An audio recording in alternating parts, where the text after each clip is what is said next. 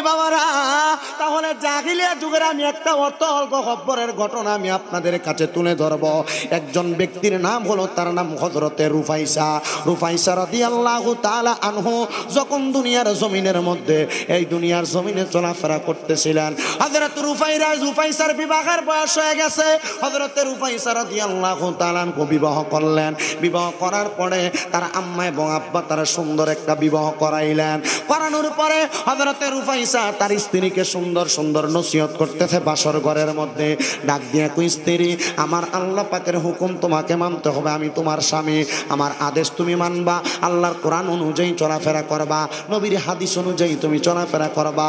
স্ত্রী একদিন, 2 দিন, 3 দিন সুন্দরভাবে চলাফেরা করতেছে, কিন্তু অল্প কিছুদিন পর যাওয়ার পরে ওই রুফাইসা নামক লোকটা তার স্ত্রীকে বলে, স্ত্রী, তুমি একটা কথা শুনে রাখো, আমি মসজিদের মধ্যে সুন্দর বয়ান শুনেছি, কোরআন সুন্নাহর আলোচনার মধ্যে শুনেছি, দুনিয়ার জমিনের মধ্যে কারোর যদি একটা ছেলে সন্তান থাকে, ওই ছেলে সন্তান তার মা বাবা ইন্তেকাল করার পরে যদি জানাজার নামাজ পড়ায়, 4 তাকবীর দিয়ে নামাজ শেষ করার আগে আমার আল্লাহ নাকি তার মা বাবার জীবনের গুনাহ মাফ করে দেয়। হে রুফাইসা, আবার নবীর হাদিসের মধ্যে দেখলাম দুনিয়ার জমিনে কারোর যদি একটা কন্যা সন্তান থাকে, ওই কন্যা সন্তান থাকার কারণে আমার আল্লাহ তার একটা জান্নাতে জায়গা করে দেয়। 2টা কন্যা সন্তান থাকলে আমার আল্লাহ তার জান্নাতে 2টা ঘরের ব্যবস্থা করে দেয়। আর কারোর যদি 3টা কন্যা সন্তান থাকে, আমার আল্লাহর নবীর সাথে সে জান্নাতে একই জায়গার মধ্যে থাকবে। হে রুফাইসা, তোমার কি মনটা চায় না আমাদের একটা সন্তান হোক? রুফাইসা ডাক দিয়ে কয়ে, স্বামী গো, আপনি যেহেতু বলেছেন, আপনার কথা মোতাবেক অবশ্যই আমাদের একটা সন্তানের প্রয়োজন। এবার স্বামী স্ত্রী 2 জনের সুন্দর মিলবন্ধন তৈরি হয়ে গেল, 2 জনের বাসর রাত হয়ে গেল, 2 জনের সুন্দর মেলামেশা হইল। 1 দিন, 2 দিন, 3 দিন যাইতে যাইতে হযরতে রুফাইসা রাদিয়াল্লাহু তাআলা আনহুর ঘরের মধ্যে একটা কন্যা সন্তান, একটা না যমজ 2টা কন্যা সন্তান দুনিয়াতে আগমন করেছে। ও বন্ধুরে, হযরতে রুফাইসার আম্মা এবং আব্বা ডাক দিয়া কয়, রুফাইসা শোনো রে, শোনো শোনো, ও রুফাইসা, তোমার কাছে আমি একটা আবদার জানাইয়া দেই।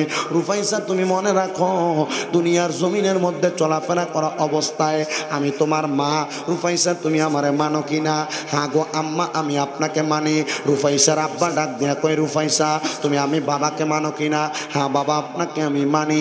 ডাক দিয়া কয়, আব্বা জান, তোমরা যেহেতু আমাদেরকে মানো, তোমার 2টা কন্যা সন্তান, তোমরা 2টা কন্যা সন্তানকে ইসলামী জ্ঞানে জ্ঞানান্বিত করবা, ইসলাম সম্পর্কে জানাইবা, কোরআন সম্পর্কে জানাইবা, হাদিস সম্পর্কে জানাইবা। রুফাইসা ডাক দিয়া কয়, আব্বা, আপনি বলেছেন শুধু আপনার কথা নয়, আল্লাহর নবী বলেছে, দুনিয়াতে কোনো মা বাবা যদি তার সন্তানকে আল্লাহর কোরআন এবং নবীর হাদিস সম্পর্কে শিখায়, ওই মা বাবা সন্তানের কারণে আল্লাহর জান্নাতের মধ্যে জায়গা পাবে। জবান খুলে জোরে জোরে পড়েন সুবহানাল্লাহ। আবার আল্লাহর নবী কয়, ওই সন্তানকে কোরআন হাদিস না শিখাইলে তার মা বাবা সন্তানের কারণে জাহান্নামে যাইব। আপনারা চিন্তা করেন, আপনার সন্তানের প্রাপ্ত বয়স হওয়ার আগে আপনি ফোলারে দিয়ালান কামে। সন্তানের প্রাপ্ত বয়স হওয়ার আগে আমি দেখছি সরাইল বাজার অনেক ফিচ্ছি ফিচ্ছি ফোলাপাইন মিশুক চালায়, আছে না নাই? আবার নাসিরনগরের কত পোলাপান দেখছি কুমিল্লাতে শরবত বেছে ছোট ছোট পোলাপান। যুবক ভাইয়েরা, মুরব্বী বাবাজিরা, যাদের সন্তান আছে, আপনাদের কদমে হাত দিয়ে বলি, আপনি আপনার সন্তানটাকে কমসে কম আল্লাহর কোরআনটা শিখান। আল্লাহর নবীদের হাদিস শরীফের মধ্যে আমার নবী বলে, হাদিসে কুদসির মাধ্যমে, হাদিসে জিব্রাইলের মাধ্যমে আমার আল্লাহ আমি নবীকে জানাইয়া দিছেন, দুনিয়ার জমিন থেকে কোনো মানুষ ইন্তেকাল করার পরে প্রত্যেকটা সন্তানকে বলা হবে, ফুলসেরাতের পারে যাইয়া এই সন্তান আল্লাহর কোরআন তেলাওয়াত করো, আল্লাহর কোরআন তেলাওয়াত করো। কোনো সন্তান যদি আল্লাহর কোরআন তেলাওয়াত না করতে পারে, এবার ওই সন্তানকে জাহান্নামে দেওয়া হবে না। বলবে, এই সন্তানের আব্বা কেডা, তারে ডাক দাও। এই সন্তানের আম্মা কেডা, তারে ডাক দাও। আব্বা আম্মাকে ডাক দেওয়া হবে, জিজ্ঞাসা করা হবে, ও সন্তানের বাবা, মানে আব্দুল্লাহর বাবা, আব্দুর রহিমের বাবা, আব্দুল কুদ্দুসের বাবা, অমকের বাবা, আপনারা জানা আছেন, আপনাদের সবার বাবাকে ডাক দেওয়া হবে। তুমি তোমার সন্তানকে কেন কোরআন শিখাইলা না? আপনি ডাক দিয়ে বলবেন, ব্যবসা বাণিজ্য করতে যায় পোলারে কোরআন পড়াইতে পারি নাই, কিন্তু জেনারেল শিক্ষায় শিক্ষিত বানাইছি, ইংলিশ মিডিয়াম স্কুলে পড়াইছি, কিন্ডার গার্ডেনে পড়াইছি, প্রাইমারি স্কুলে পড়াইছি, স্কুলে পড়াইছি, কলেজে পড়াইছি, ভার্সিটিতে পড়াইছি, ইউনিভার্সিটিতে পড়াইছি, আবার আল আজহার ইউনিভার্সিটিতে পাঠাইছি, ইংলিশ পড়ার জন্য মনচেস্টারে পাঠাইছি, লন্ডনে পাঠাইছি, অস্ট্রেলিয়াতে পাঠাইছি। পড়ালেখা করার জন্য এত লাখ লাখ টাকা খরচ করলা রে মুসলমান, তোমার সন্তান কোরআন পড়তে পারে না, জিজ্ঞাসা করা হবে এত টাকা খরচ করে দেশের বাহিরে যায় পড়ালেখা করাইলা, কিন্তু তুমি তোমার পোলাটারে কোরআন পড়াইছো নি, তোমার মাইয়াটারে কোরআন পড়াইছো নি? বলে না। এবার সন্তানকে বলা হবে, সন্তান কোরআন যেহেতু পড়তে পারো না, ফুলসেরাতের রাস্তা তুমি পার হইতে পারবা না। বলে একটা মাধ্যমে পার হইতে পারবা, যেহেতু তোমার বাবার দায়িত্ব ছিল তোমাকে কোরআন শিক্ষা দেওয়া, তোমার আব্বা জান তোমার কোরআন শিক্ষা দেয় নাই, এই সন্তানের বাবা এই ফুলসেরাতের মাঝখানে তুমি শুয়ে যাও, আব্বা জানের পা গুলা থাকবে ফুলসেরাতের এক পারে, আব্বা জানের হাত গুলা থাকবে ফুলসেরাতের আরেক পারে। সন্তানকে বলা হবে আব্বার বুকের মধ্যে পাড়া দিয়া ফুলসেরাতটা পার হ।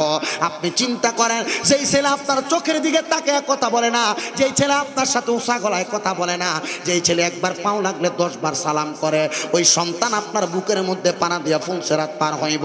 তাহলে আপনারা চিন্তা করে দেখেন আপনাকে আমাকে কত কঠিন শাস্তি দেওয়া হবে। এই কথা শোনার পরে সবাই অবাক হয়ে গেছেন। যারা যুবক আছেন আপনারা চিন্তা করেন, আপনার মা বাবা আপনাকে কোরআন পড়ায় নাই, এই জন্য মা বাবার উপরে দোষটা চাপে আপনি জান্নাতে চলে যাইবেন। আল্লাহ নবী কয়, সন্তান প্রাপ্তবয়স্ক হওয়ার পরে যদি নিজ দায়িত্বে কোরআন না শিখে, তাহলে ওই সন্তান আব্বার বুকটার মধ্যে পাড়া দেওয়ার সাথে সাথে ওই সন্তানটা জাহান্নামের মধ্যে, তার আব্বা এবং ওই সন্তান একসাথে জাহান্নামে পড়বে। তাহলে একটা বার চিন্তা করে দেখেন, সন্তানের কারণে যদি আপনি বাবা জাহান্নামে যান, আপনি বাবার কারণে যদি সন্তান জাহান্নামে যায়, কেউ জান্নাত পাওয়ার আশা করতে পারেন না। আল্লাহ নবী কয়, ফি নারি জাহান্নামা খালিদিনা ফিহা আবাদা। আপনি যদি দুনিয়ার জমিনের মধ্যে এমন কর্ম করেন, আপনার ঠিকানা হবে জাহান্নামের অতল গহ্বর। 1 দিন 2 দিন না 3 দিন না 4 দিন না, আপনি সারা জীবন জাহান্নামে থাকবেন। হযরতে হুমায়সা নামক ব্যক্তিটা ডাক দিয়া আমার মা বলল, আমার আব্বা বলল, আমার সন্তানকে আল্লাহর কোরআন শিখাইতে, ইসলামী শিক্ষায় শিক্ষিত বানানোর জন্য।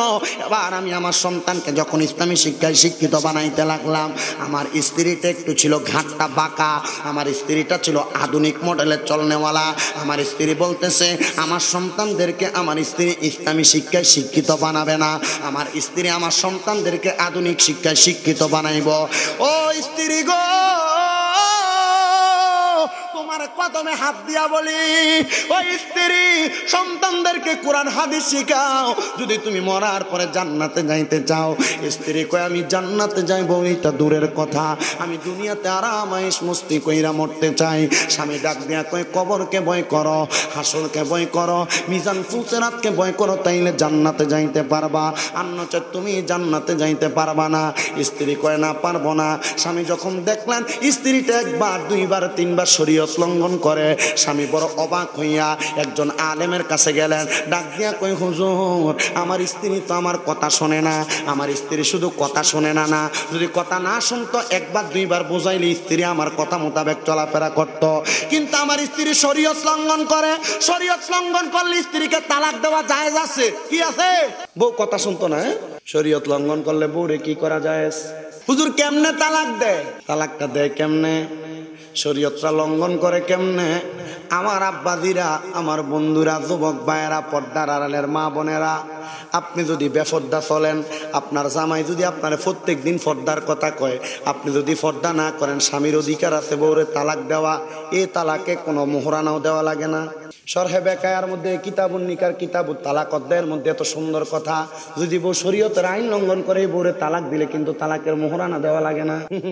কি মনে করছেন আপনি? মনে করছেন ইসলাম সোজা সোজা, আবার কঠিন যে জায়গায় ইন্না বাতো সারাব বিকাল আসাদিদের মতো শক্ত করে ধরবো, সুডনের মতো কোনো রাস্তা নাই। বেডিয়েতের ঘাড় হইয়া। তবে ইসলাম এবং দুনিয়ার বাংলাদেশের গণপ্রজাতন্ত্রী সরকার মহিলাদেরকে একটু পাওয়ার বেশি দিয়ে দিছে, দেওয়ার কারণে মহিলারা কিন্তু এখন বর্তমানে বেশি বাড়তেছে। না না রে না, ও যুবক ভাইরা শোনো, এবার ওই আল্লাহর বান্দা হযরতে হুমায়সা আলেমের কাছে গেলেন। হুজুর আপনার কাছে আমি জানতে চাই, আমার বউ তো শরীয়ত লঙ্ঘন করে, আমি আমার বউটারে রাখতে চাই না, তবে আমি আমার সন্তানটাকে আলেমে দিন বানাইতে, ছোট্ট ছোট্ট বাচ্চা এদেরকে আলেমা বানাইবো। এবার স্বামী স্ত্রী দুইজনের ছাড়াছাড়ি হয়ে যাচ্ছে, দুইজনের তালাক হয়ে গেছে। 2টা বাচ্চাকে একজনকে একজনের মা নিয়ে গেছে, আরেকজনের বাবা নিয়ে গেছে। 2জন যখন নিয়ে গেছে রে বাবারা, ওই দুইজনের মধ্য থেকে একজন মাইয়া আধুনিক শিক্ষায় শিক্ষিত, আর একজন মাইয়া কোরআন সুন্নাহ মোতাবেক শিক্ষিত। এবার যখন মাও মারা গেলেন, আব্বাও মারা গেলেন, দুইজন বোন তো আর মা বাবা এখন হারা হয়ে গেছে, দুইজন আর আলাদা থাকতে পারে না, দুইটা বোন একসাথে হয়ে গেছে। এবার লক্ষ্য করে দেখলেন একজন বোন কোরআন সুন্নাহ মোতাবেক শিক্ষা গ্রহণ করছে, ওই বোনটা সারা রাত্র ইবাদত করে। একদিন রাত্রবেলা ওই বোন ইবাদত করে ঘুমাইতে গেলেন, আর যিনি আধুনিক শিক্ষায় শিক্ষিত উনিও ঘুমাইতে গেলেন। একই রাত্রবেলা দুইজন ভাই বোন স্বপ্নের মধ্যে দেখলেন যিনি আধুনিক শিক্ষায় শিক্ষিত উনি দেখলেন ওনার আম্মা জান জাহান্নামের মধ্যে অতল গহ্বরের মধ্যে কান্না করতেছে। হায় হায়, ওগো মা, আমি জাহান্নামের মধ্যে, আমার জন্য সামান্য দোয়া করো। দোয়া করলেনি আল্লাহ আমার জাহান্নামের আগুন মাফ করে দেয়, কবরের আযাব মাফ করে দেয়। ওই মাইয়া হঠাৎ করে ঘুম থেকে লাফ দিয়ে উঠলেন। আরেকটা মাইয়া স্বপ্নের মধ্যে দেখতাছে ওই মাইয়াটার আব্বা জান জান্নাতের সুশীতল ছায়াতলের মধ্যে ঘোরাফেরা করতেছে। তার ডাইনে 70 জন ফেরেশতা, বামে 70 জন ফেরেশতা, সামনে 70 জন ফেরেশতা, পেছনে 70 জন ফেরেশতা, 280 জন ফেরেশতা লইয়া তার আব্বা জান জান্নাতের মধ্যে ঘুরতাছে। জিজ্ঞাসা করে মা গো মা, ও আম্মা জান আমি কেন জান্নাতি? বলে কেন? আম্মা জান আপনার আমি দুনিয়ার জমিনে একজন কোরআন সুন্নাহ প্রেমিক বানাইছি। আপনি মাইয়া যখন আমার জন্য দোয়া করেন রব্বির হামহুমা কামা রব্বায়ানি সগীরা ওয়া কুর রব্বির হামহুমা কামা রব্বায়ানি সগীরা। দুনিয়ার জমিনে কোনো মা মারা যাওয়ার পরে, কোনো আব্বা মারা যাওয়ার পরে, কোনো সন্তান যখন হাতটা বাড়িয়ে দোয়াটা করে, আল্লাহর নবী ডাক দিয়া কয় চোখের মণিকোঠার মধ্যে একটা মাছির মাথা পরিমাণ পানি ছাইরা দিয়া কান্না করলে ওই পানিটা মাটিতে পড়ার আগে আমার আল্লাহ পাক রব্বুল আলামিন তার মা বাবার জীবনের গুনাহ মাফ করে দেয়। আমার দাওরা গাজীপুরের বাবারা রে, ও পর্দার অন্তরালের মা, যে মাইয়াটারে কোরআন হাদিস শিখাইছে ওই মাইয়ার আব্বা জান্নাতি, যেই মাইয়াটার আধুনিক শিক্ষা দিছে ওই মাইয়ার মা জাহান্নামী। এবার ওই দুইটা মাইয়া একসাথে রাত্রবেলা কান্না করে, আরেকজন হাসে। জিজ্ঞাসা করে বোন তুমি কান্দো কেন? ডাক দিয়ে কয় আমার মারে আমি দেখছি জাহান্নামী। কই মা জাহান্নামী? তোমার যেই মা এই মা তো আমার আব্বা জান্নাতি, তোমার মা জাহান্নামী, কারণ তোমার মা পর্দার সাথে চলে নাই, আধুনিকভাবে চলাফেরা করেছে। আসো না তুমি তোমার মায়ের জন্য দোয়া করবা, তুমিও একটু ভালো হইয়া যাইবা, তোমার মায়ের মতো জাহান্নামে যাইতে না চাইলে। এবার মাইয়াটারে ওযু করাইলেন। আমি ওযু করতে পারি না। বলে বিসমিল্লাহ বলো। আরে ভালোভাবে তোমার হাতের কবজিটা ধৌত করো, ভালোভাবে কুলি করো, নাকের মধ্যে পানি দাও, মুখমণ্ডল ধৌত করো, দুই হাতের কনুষ ধৌত করো, মাথা মাসে করো, দুই পায়ের টাকনুষ তুমি ভালো করে ধোও। দোয়া মাথার মধ্যে হিজাব পড়াইয়া নামাজের মুসল্লার মধ্যে বসাইলেন। নামাজের মুসল্লার মধ্যে বৈশা 2 রাকাত নামাজ আদায় করলেন। নামাজ আদায় কইরা আল্লাহর কাছে কান্না করে রব্বির হামহুমা কামা রব্বায়ানি সগীরা ওয়া কুর রব্বির হামহুমা কামা রব্বায়ানি সগীরা। একবার, দুইবার, তিনবার যখন দোয়া করে কান্না করতেছেন আর কান্না করতেছেন। ডাক দিয়া কই ও বড় বোন, আপনার বাবা আপনারে কোরআন হাদিস শিখাইছে, এই জন্য আপনি জান্নাতি বাবার মুখ দেখছেন। আমার মা আমারে আধুনিক শিক্ষা দিচ্ছে, আমি জাহান্নামী মা দেখছি। আমার আল্লাহ কি আমার মায়ের কবর আযাবটা মাফ করতো না? বলে করব। বলে কেমনে? বলে আপনি আল্লাহর কোরআনের একটা আয়াতকে অনুসরণ করেন। বলে কোন আয়াতের অনুসরণ করব? বলে আয়াতটা হইল ওয়া মিনাল লাইলি ফাতাহাজ্জাদ বিহি নাফিলাতান লাকা আসা আইয়াবআসাকা রাব্বুকা মাকামাম মাহমুদা। এই আয়াতের অনুসরণ করো। বলে এই আয়াতে তো অন্য কোনো কিছু বলা হয় নাই। আল্লাহ আমার নবীকে বলেছে আপনি রাতের কিছু অংশে তাহাজ্জুদের নামাজ আদায় করেন, অতি সত্বর আপনাকে মাকামে মাহমুদ প্রদান করা হবে। আমার নবীর উপরে যখন এই আয়াত নাযিল হয়, আমার নবী আমার আল্লাহর কাছে দোয়া করে, আল্লাহ আমি না তাহাজ্জুদের নামাজ পড়লে আপনি আমারে মাকামে মাহমুদ দিবেন। আল্লাহ গো, আমার উম্মত যদি তাহাজ্জুদের নামাজ পড়ে আপনি আমার উম্মতের কি দিবেন? হাদিসে জিবরাইলের মাধ্যমে জানায়া দেয় নবীর কোন উম্মত যদি তাহাজ্জুদের নামাজ পড়ে তার কঠিন কোনো বিপদ থাকলে দূর হয়ে যাবে। সন্তান গর্ভে না থাকলে স্ত্রীর গর্ভে সন্তান আসবে। কঠিন মুসিবত থাকলে মুসিবত আল্লাহ দূর করে দিবে। কঠিন রোগ থাকলে আল্লাহ কঠিন রোগ দূর করে দিবে। আল্লাহর কাছে মনের কোনো নেক আশা থাকলে তাহাজ্জুদ করলে আল্লাহ আশা পূরণ করে দিবে। বড় বোনটা ডাক দিয়া কয় ছোট বোন রে, ও সুরবন তুমি তাড়াতাড়ি তাহাজ্জুদের নামাজ পড়ে আমার আম্মা জানের জন্য দোয়া করো। একদিন না, 2 দিন না, 3 দিন না, বড় বড় মুহাক্কিক আলেমগণ কয় কোনো মানুষ যদি একটানা 3 মাস তাহাজ্জুদের নামাজ খুশুসিয়তের সাথে পড়ে, এই 3 মাসের মধ্যে যদি কোনো হারাম খাবার না খায়, সুদ ঘুষের টাকা না খায়, হালাল খাবার খাইয়া যদি একটানা 3 মাস তাহাজ্জুদের নামাজ পড়তে পারে, আমার আল্লাহ পাক রব্বুল আলামিন ওই মানুষটা যে দোয়া করবে তার দোয়াটা কবুল করে নেবে। কোন সুবহানাল্লাহ। এবার ওই মাইয়াটা 3 মাস একটানা তাহাজ্জুদের নামাজ পড়ছে, তাহাজ্জুদের নামাজ পড়া আল্লাহর কাছে 3 মাসের মাথায় কান্না করে, আল্লাহ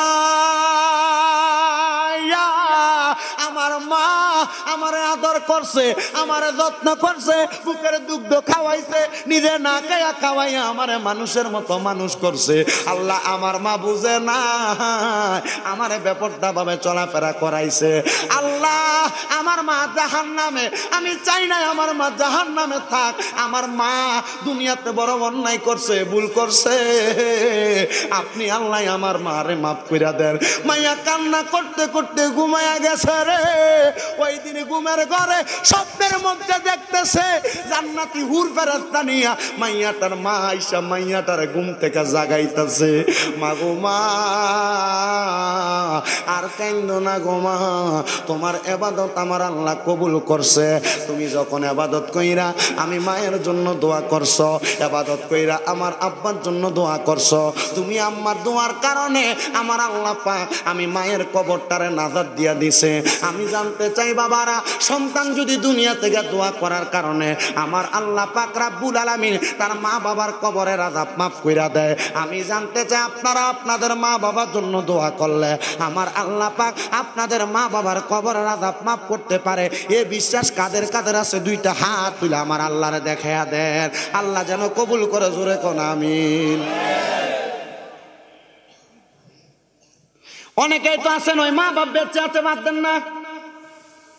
অনেকে আছেন ওই মা বাপ বেঁচে আছে কিন্তু ওই মা বাপরে জুদা করে দিছেন, 3 ভাইয়ের করে 3 বেলা ভাত খায় মা বাবা, আছে না নাই? এ যুবক ভাইয়েরা, মুরব্বী আব্বা জিনা, আপনারা ভুলে গেছেন আপনাদের মা বাবার কষ্টের কথা। ঘরের মধ্যে 3 টুকরা মাছ রান্না করলে 1 টুকরা আপনারে খাওয়াইতো, 1 টুকরা আপনার আব্বারে খাওয়াইতো। আর মা জননী মার মাছের টুকরাটা রাইখা দিত, আমার জাদুমণি সকালবেলা মজা করে ভাত খাইব। কিন্তু মা জনগুলা দিয়া ভাত না খাইয়া পালাইতো। আজকে আপনার মা জননী অন্ধকার কবরে। যুবক ভাইরা রে, ও মুরব্বী বাবা জিরা, ওই আম্মা আব্বার মনে কষ্ট দিয়ে আজকের মাহফিলে তোমরা বসছ। আল্লাহর দোহাই তোমার মতো শ্রোতার আমার দরকার নাই, উঠে চলে যাও। বলে কেন হুজুর এমন কথা বললেন? মার মনে কষ্ট দিয়া আম্মা আব্বারে বাতনা দিয়া স্বামী ব্রাদার ওয়াজ শুনবা, আরো বড় মুফতি মাওলানার ওয়াজ শুনবা। আল্লাহর কসমে ওয়াজ দিয়া কোনো লাভ হবে না, 5 ওয়াক্ত নামাজ পড়বা কোনো লাভ হবে না। আল্লাহর হাবিব সাল্লাল্লাহু আলাইহি ওয়াসাল্লাম নবী আমার ডাক দিয়া কয়, রেদার রব্বি ফি রিদাল ওয়ালিদি, আম্মা আব্বার সন্তুষ্টিতে আমার আল্লাহ সন্তুষ্টি হয়ে যায়। সন্তানের দল যদি কেউ মা বাবার মনে এমন কষ্ট দিয়া থাকো, অনেকে আছো বউয়ের সাথে ঝগড়া করে মা বাপরে জুদা করে দিছ, অনেকে আছো ভাইয়ে ভাইয়ে ঝগড়া করে মা বাপরে আলাদা করে দিছ। না রে সন্তান, আজকে এখান থেকে ওয়াদা করে এখান থেকে বাড়িতে যাইবা, আম্মা আব্বার কদমগুলা ধরবা, ধরে ডাক দিয়ে কইবা, মা ও আব্বা জান আল্লাহর রাস্তায় আমারে মাফ করে দেন। যতক্ষণ পর্যন্ত আপনার মা আপনার বাবা মুখ দিয়া বলছে হ্যাঁ মাফ করে দিছি, ততক্ষণ পর্যন্ত মা বাবার পাও ছাড়বেন না। অনেকে চিন্তা করে হুজুর আমি কেমনে মা বাবার পায়ের মধ্যে ধরবো, আমার পারবো না, শরম লাগে। না রে সন্তানের দল না, আম্মা আব্বার পায়ে ধরলে সন্তান ছোট হয়ে যায় না। যাদের মা বাবা আছে এখান থেকে বাড়িতে যে আম্মা আব্বার কাছে মাপ চাইবা, আম্মা আব্বার কাছে মাপ চাই না, আল্লাহ তোমার নিয়ামত বাড়াইয়া দিবে, কামাই রুজিতে বরকত দিবে। কিন্তু অনেকে আছে হুজুর মাপ চাইব দূরের কথা, 2 ঈদ আম্মা আব্বার পায়ে ধরে আমি সালামই করি না। আল্লাহর নবী কয় সালাম তো করবা করবা করবা, সালামের চাইতে আরো বড়টা তোমরা করবা। মাঝে মাঝে সুযোগ পাই না আম্মা আব্বার কদমে চুম্বন দিবা। ইয়া রাসূলুল্লাহ, ইয়া হাবিবাল্লাহ, আম্মা আব্বার কদমে চুম্বন করলে কি লাভটা হইব আপনি নবী বলেন না? আমার দয়াল নবী রহমাতুল লিল আলামিন নবী কয় আম্মা আব্বার কদমে চুম্বন করলা তো আল্লাহর জান্নাতের চৌকাটে চুম্বন করলা। ইয়া রাসূলুল্লাহ বুঝলাম না। আমার নবীর যখন নবুয়ত প্রকাশ হইল, প্রকাশ হওয়ার পরে আল্লাহর হাবিব 13 বছর ছিলেন মক্কাতে, 10 বছর ছিলেন মদিনাতে। আমার নবী মক্কা থেকে যখন মদিনাতে আসলেন, সব সাহাবায়ে কেরামরে ডাক দিয়া কই, ইয়া রাসূলুল্লাহ, ইয়া হাবিবাল্লাহ, ওগো মায়ের নবী, আপনি যে মক্কা থেকে মদিনাতে আসছেন, আপনার কাছে আমরা তো অনেক কিছু চাহিদা রাখি। নবী গো, আপনি কি আমরা চাহিদাটি পূরণ করবেন নি? আমার নবী কই অবশ্যই পূরণ করব। তোমরা তোমরা কি চাও? ইয়া রাসূলুল্লাহ, ইয়া হাবিবাল্লাহ, আপনি হাদিস শরীফের মাধ্যমে আমাদেরকে জানাইছেন ওয়া আনা আউয়ালু মান ইয়াকরাউ বাবাল জান্নাহ, আপনি নবী সর্বপ্রথম জান্নাতের দরজা খুলবেন। নবী গো, আপনি নবী যেহেতু সর্বপ্রথম জান্নাতের দরজা খুলবেন, আপনি নবীর লগে আমরারে জান্নাতে নেবেননি। আমার নবী কয়ে কবুল করলাম, তোমাদেরকে আমার সাথে জান্নাতে নিব। সব সাহাবীরা যখন জান্নাতের টিকিট পেয়ে গেলেন, একজন সাহাবী মসকান থেকে হাত রাতিলা কই, ইয়া রাসূলুল্লাহ, আমি শুধু জান্নাতে যাইতাম চাই না, আমার মনের মধ্যে আরেকটা আশা আছে। বলে কি আশা আছে? নবী গো, নবী গো, নবী গো, আমাদের আতিবিদা হযরত ইব্রাহিম খলিলুল্লাহ যে কাবা ঘরটা বানাইছে, আপনি নবী যে কাবার চত্বরের পাশে জন্মগ্রহণ করেছেন, ইয়া রাসূলুল্লাহ, আমার বড় শখ, আমি মক্কা শরীফে যাইতাম। আমার নবী কয়, সাহাবী, মক্কা শরীফে যাইবা তো ভালো কথা, যাও না। সাহাবী ডাক দিয়ে কয়, ইয়া রাসূলুল্লাহ, আপনি যখন মক্কায় যাবেন, আপনার সাথে আমার মক্কায় নিয়ে যাইবেন। এই সাহাবী যখন এই কথা বলল, আমার নবী কয় কবুল করলাম। এবার সাহাবী এই কথা বলে বাড়িতে চলে গেলেন। একদিন হয়ে যায় সাহাবী মদিনাতে আসে না, 2 দিন হয়ে যায় সাহাবী মদিনাতে আসে না, 3 দিন হয়ে যায় সাহাবী মদিনাতে আসে না। আমার নবী ডাক দিয়ে কয়, সাহাবীরা খবর নাও, আমার ওই পাগলা সাহাবীটা কেন মদিনাতে আসে না? সাহাবায়ে কেরাম খবর নিয়ে দেখলেন ওই সাহাবীর ঘরের মধ্যে আম্মা জান বড় অসুস্থ। এবার ওই সাহাবীটা বাড়ির মধ্যে চলে গেলেন। আমার নবীজি রওনা করলেন মক্কার উদ্দেশ্যে। 1 বার 2 বার 3 বার করে করে যখন কদম দেয়, আরেকজন সাহাবী ওই পাগলা সাহাবীর কাছে যে খবর দেয়, এরে নবীর সাহাবী, তুমি কি খবর পাও নাই নবী তোমারে ফালাইয়া মক্কায় চলে যায়? বলে কেন এমন কথা বললা? ওই সাহাবী দৌড়াইয়া আল্লাহর হাবিবের সামনে যে দাঁড়াইয়া ডাক দিয়া কই, ফিদাকা আবি ওয়া উম্মি ইয়া রাসূলুল্লাহ, আমার মা বাবা আপনার কদমে কোরবান হোক ইয়া রাসূলুল্লাহ। নবী গো, আমি কি আপনার সঙ্গে কোনো অন্যায় করেছি যে আপনি আমারে সারা মক্কায় চলে যান? আমার নবী ডাক দিয়া কয়, সাহাবী, তুমি তো কোনো অন্যায় করে না, আমি এমনি একা মক্কায় চলে যাই। নবী, আপনার সাথে আমার ওয়াদা ছিল, আপনি যখন মক্কায় যাবেন আমার আপনার সাথী বানিয়ে নিয়ে যাইবেন। আমার নবী কয়, হ্যাঁ ওয়াদা ছিল। নবী গো, আপনি কেন নিয়ে যান নাই আমার কোনো অন্যায়ের কারণে? আমার নবী কয়, সাহাবী, না, আমি খবর পাইছি রে বাড়ির মধ্যে তোমার আম্মা জান অসুস্থ, আমি এই জন্য তোমারে মক্কায় নিয়ে যাইতেছি না, কারণ তোমার মক্কা যাওয়ার চাইতে তোমার আম্মার খেদমত করা জরুরি মনে করি। ইয়া রাসূলুল্লাহ, ওই মক্কার চাইতে কি আমার মার বড় দাম নাকি? আমার নবী কয়, কলা নাম, অবশ্যই তোমার মায়ের দাম বেশি। এই জন্য একজন আশেক ডাক দিয়া কয়, বাবাকে তোমরা কাবা জানিও, মদিনা জানিও, মাকে যদি গো তারা বেঁচে থাকে। নবী বলে, আমি সেবি নাই, সেবিতে পারি নাই, সেবিও আমার উম্মত, সেবিও আমার উম্মত।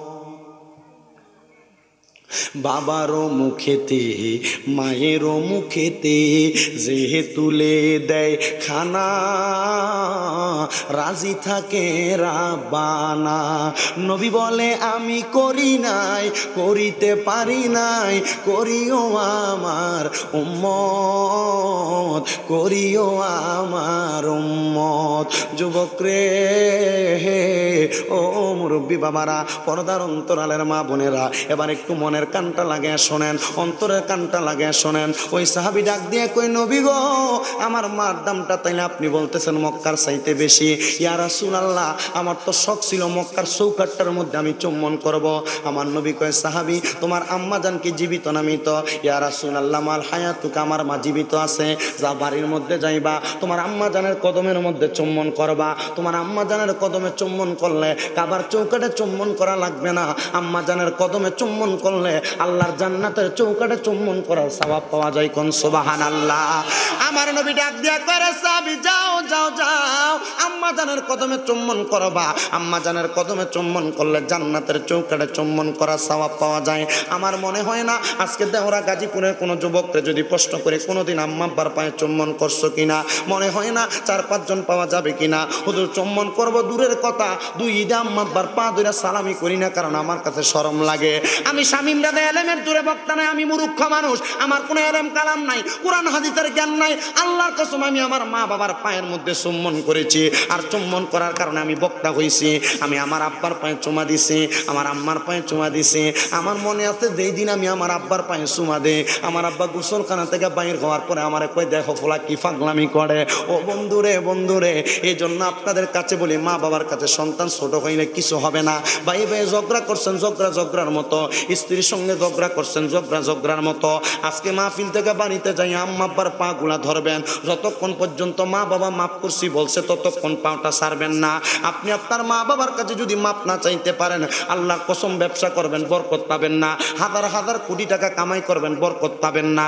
এই জন্য আম্মা আব্বাকে আপনি সর্বপ্রথম রাজি করেন, আল্লাহ রাজি হবে। আমার নবী কয় সাকাতুর রব্বি ফি সাকাতিল ওয়ালিদি, আম্মা আব্বার অসন্তুষ্টিতে আমার আল্লাহ সন্তুষ্ট হয়ে যায়। ওয়াদা করেন এখান থেকে বাড়িতে যে আম্মা আব্বার পাও ধরে মাপ চাইবেন। কিন্তু অনেকে বলবে হুজুর যাদের বাড়িতে মা আছে তারা বাড়ির যে আম্মা জানের পায়ে ধরে মাপ চাইব। আমার তো বাড়িতে মা নাই, আমি বাড়ি যে কার পায়ের মধ্যে ধরে মাপ চাইব?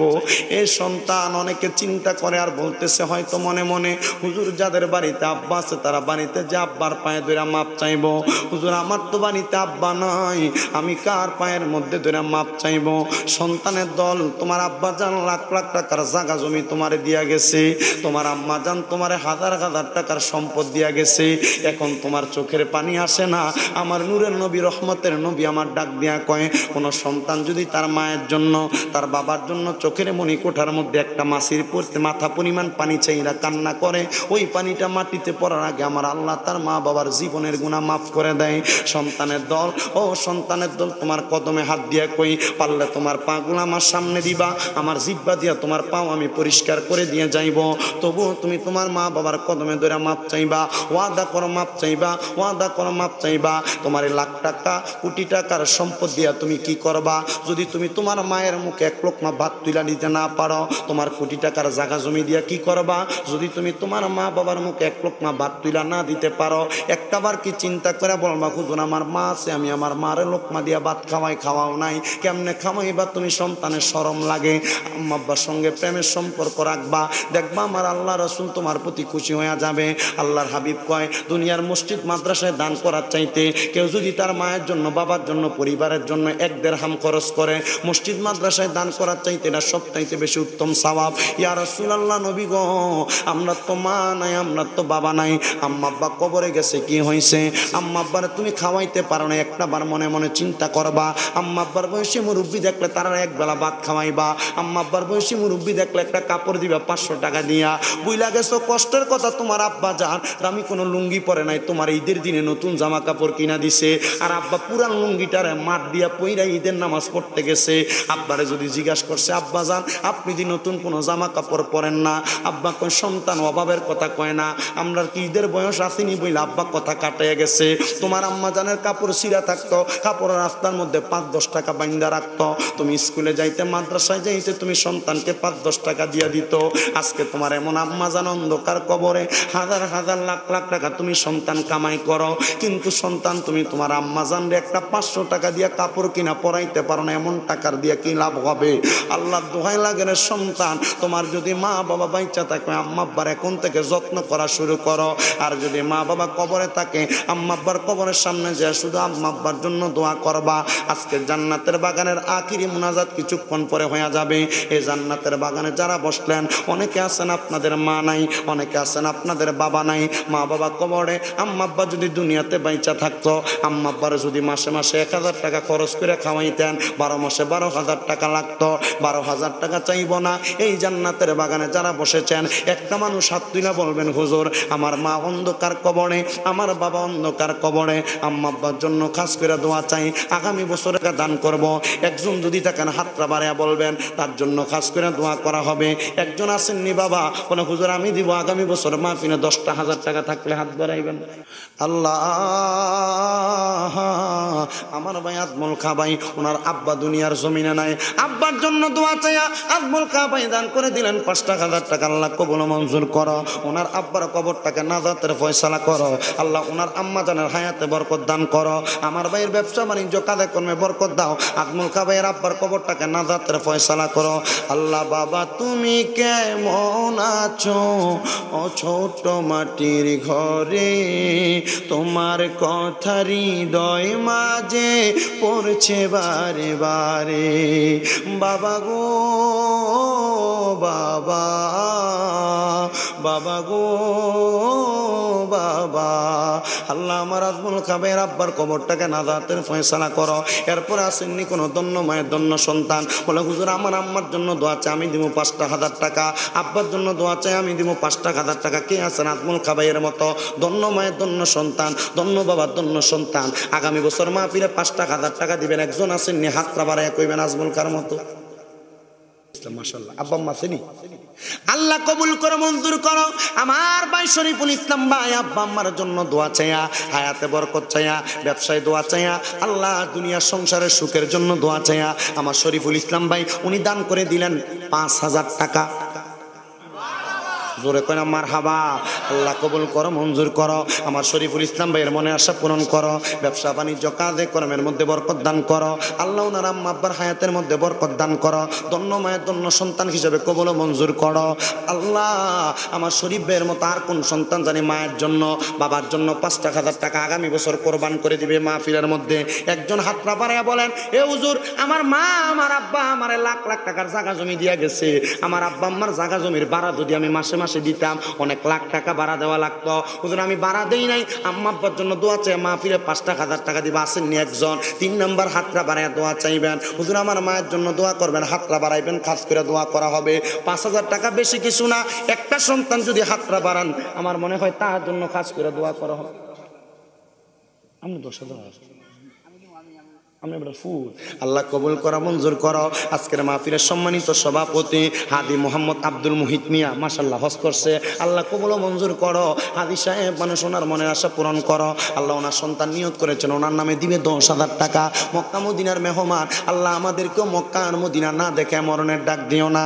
মক্কা যাওয়ার তৌফিক নাই আমার, মদিনা যাওয়ার তৌফিক নাই, তাই তো আমি কেঁদে বুক বাসায়। বলেন মক্কা যাওয়ার তৌফিক নাই আমার, মদিনা যাওয়ার তৌফিক নাই, তাই তো আমি কেঁদে বুক বাসায়। নবী গো তাই তো আমি কেঁদে বুক বাসায়। ও নবী গো আপনি আছেন পাক রওজাতে, যাব কেমনে ওই মক্কাতে গো, একেবারে সে দেন গো দিদার নবী, একেবারে সে দেন গো দিদার, করেন জালা অবসান নবী না দেখিলে বাঁচে না পরাণ। বলেন ও মায়ার নবী গো তোমায় না দেখিলে বাঁচে না পরাণ। আসেননি 3 নাম্বার কোন মায়ের সন্তান 5,000 টাকা দান করবেন। হুজুর আমি আমার মা বাবার নামে 5,000 টাকা দান করবো।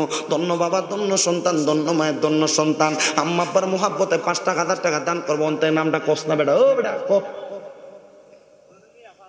নাম কি? দনু মিয়া সাহেব। আল্লাহ কবুল করো, মঞ্জুর করো। মোহাম্মদ দনু মিয়া সাহেব প্রবাসী মনে হয়, হ্যাঁ প্রবাসী। আল্লাহ কবুল মঞ্জুর করো। মোহাম্মদ ধনু মিয়া প্রবাসী সাহেব, উনি দান করে দিলেন 5,000 টাকা। আল্লাহ কবুল করো, মঞ্জুর করো। ধনু মিয়া প্রবাসী সাহেবের মনে আশা পূরণ করো। কামাই রুজির মধ্যে বরকত দান করো। প্রবাসের বাড়িতে সুখীময় সুন্দরভাবে জীবন যাপন করো। সন্তান সন্ততিদের কবুল মঞ্জুর করো রব্বুল আলামিন। আল্লাহ অনেক প্রবাসীরা বিদেশের জমিনে আছে, জানি না কোন প্রবাসীরা জানি ফোন করে করে টাকার জন্য খবর পাঠায়। আসেননি 4 নাম্বার কোন দন্য মায়ের দন্য সন্তান, দন্য বাবার দন্য সন্তান, মাকে ভালোবাসা, বাবাকে ভালোবাসা, সম্পদের বরকত চাইয়া 5,000 টাকা দিবেন। 4 নাম্বার একজন মানুষ যদি চাই 4 নাম্বারে তার জন্য খাস করে দোয়া করা হবে। 5,000 টাকা করে 5টা মানুষ নিব পাক পাঞ্জাতনের মহাব্বতে। কারণ ও মনোবাই পাকেতে পাঞ্জাতন, নিরাকারে নিরঞ্জন, এক বস্তুতে 2 রকম বুঝায়। শরীয়তের সতেক নাম, তরিকতের নাই মুকাম, হাকিকত বুঝিলে মারপথে পাই রে মনে পাগলা বনরাই। ও তুই ডুব দিলি না পাকে দরিয়ায়, ও তুই ডুব দিলি না শুভু খাইলি না আজকের দরিয়ায় রে মনে পাগলা বনরাই। ও তুই ডুব দিলি না পাকে দরিয়ায়। ও মনোবাই আমার নবীজি সিন্ধু খইয়া মারে ফতের তালা দিয়া হাসান হুসাইন রাখছে ডাইনে বাই। ফাতেমা শিকলে গইয়া তালাটা রাখছে আটকায়া, মা ফাতেমা শিকলে গইয়া তালাটা রাখছে আটকায়া, চাবি নিছে আলী মর্তুজাই রে মনে পাগলা মনোহরাই, ও তুই ডুব দিলি না পাকে দরিয়ায়, ও তুই ডুব দিলি না শুভু খাইলি না এসকের দরিয়ায় রে মনে পাগলা মনোহরাই, ও তুই ডুব দিলি না পাকে দরিয়ায়। এই গজলের আরেকটা কলি বাকি আছে, আরেকজন যদি পাই 4 নাম্বার 5,000 টাকা তারপরে কলিটা শোনামু। একজন আসেননি, হুজুর আমার মার জন্য দোয়া চাই, আব্বার জন্য দোয়া চাই, আহলে বায়াতের মোহাব্বতে আমি একজন দিব 5,000 টাকা, কে দিবেন 4 নাম্বার? আরে মিয়া মাসে 500 টাকা করে যদি জমান 12 মাসে 6,000 টাকা, আপনি 5,000 টাকা দিবেন 4 নাম্বার, মাসে 500 টাকা করে রাখেন মাহফিলের লেগে। অনেক মা বোন আছেন পর্দার আড়ালে, একটা খাতা কলম দিয়ে মা বোনের কাছে পাঠান, মা বোন লেখায় পাঠাবে ইনশাআল্লাহ। 5,000 টাকা দিবে, কে দিবে বল? হুজুর আমার আম্মা আব্বার জন্য। দেরি করাইয়েন না, কষ্ট অনেক দূর যাইতে হবে। মাশাআল্লাহ, আপনার নাম কি আব্বু? আকরাম খান, আল্লাহ কবুল করো, মঞ্জুর করো। আকরাম খান সাহেব উনি দান করে দিলেন 5,000 টাকা, আল্লাহ কবুল করো, মঞ্জুর করো। আকরাম খান, হ্যাঁ, বাড়িটা কোন জায়গা বাবা? শাহাদাত। আরে এত দূর থেকে আপনি কেমন হয়েছে? রাস্তা না বালা না? আল্লাহ কবুল, কি এর বালা? বাঙ্গা রাস্তা। আল্লাহ কবুল করো, মঞ্জুর করো। আকরাম খান সাহেব, আপনি কি এলাকার কারো বেআইটিআই হবেন নাকি? এলাকা বেআইটিআই হন? কার বাড়ি? খালাতো ভাইয়ের বাড়ি, আত্মীয়। তাহলে এলাকাত মাহফিল হলে আত্মীয় দামাত দিবেন, লাভ আছে। 5,000 টাকা দান করছে, আল্লাহ কবুল করো, মঞ্জুর করো। আকরাম খান সাহেব শাহজাদাপুর নিবাসী, দেশি মুরগা দিয়ে খাওয়াইবা, কম খাওয়াইও না, ভালো করে খাওয়াইবা। আল্লাহ কবুল করো, মঞ্জুর করো। আকরাম খান সাহেব দান করে দিলেন 5,000 টাকা, আল্লাহ কবুল ও মঞ্জুর করো। 4 জন পেয়ে গেছি, ধন্য মেয়ের ধন্য সন্তান, ধন্য বাবার ধন্য সন্তান। আকরাম খান সাহেবরে কবুল করো, বংশের কবর রাত মাফ করো, কামাইরে দিতে বরকত দান করে। এবার লাস্টের কলিটা, ও মনোবাই মক্কায় মদিনার ঘরে সোনার সিন্ধুক ফ্লোরের সরে, আবার ঘরে ঘরে সিন্ধুক দেখা যায়, এক সিন্ধুকের খিড়কি কাটা লাগাই আছে প্রেমের আঠা, আবার মুর্শিদ বিনে খোলা বিসন্দাই রে মনে পাগলা মনোরাই, ও তুই ডুব দিলি না পাকে দরিয়ায়, ও তুই ডুব দিলি না শুভু খাইলি না এসকের দরিয়ায় রে মনে পাগলা মনোরাই, ও তুই ডুব দিলি না পাকে দরিয়ায়। শেষ বালা যারা সব বালা তার। 5 নাম্বার, একটা মানুষ চাই 5,000 টাকা। দেরি করিন না, বলে হুজুর আমি দিব 5,000 টাকা। 500 টাকা করে রাখলে, আমি কইছি 12 মাসে, প্রত্যেক মাসে 500 করে রাখলে 12 মাসে 6,000। 1,000 টাকা মাহফিলের দিন মেহমানদারি কইরেন, আর 5,000 টাকা দিয়া দিয়েন মাহফিলে। আসেননি কেউ? আরো 1 বছর পরে 1,000 টাকা, এটা বেশি কিছু না। ডাক্তার দেখাইতে দেবেন বামনবাড়িয়া, 1500 1,000 টাকা লাগবে বিদিন। পরীক্ষা দিব 5টা, 6-7,000 টাকা বিল দেবো, পরীক্ষার বিল। আসেননি কেউ 5,000 টাকা দেওয়ার মতো? আচ্ছা, এটা রাখলাম তোলা, আপনারা আমার সাথে পড়েন কালিমে তৈয়বা, লা ইলাহা ইল্লাল্লাহু মুহাম্মাদুর রাসূলুল্লাহ সাল্লাল্লাহু আলাইহি ওয়াসাল্লাম। এই কালিমার ভালোবাসা আমরার অন্তরে আছে না নাই? কার কার আছে 2 হাত তুলে দেখাইবেন। আল্লাহ কবুল করক, জোরে কোন আমিন।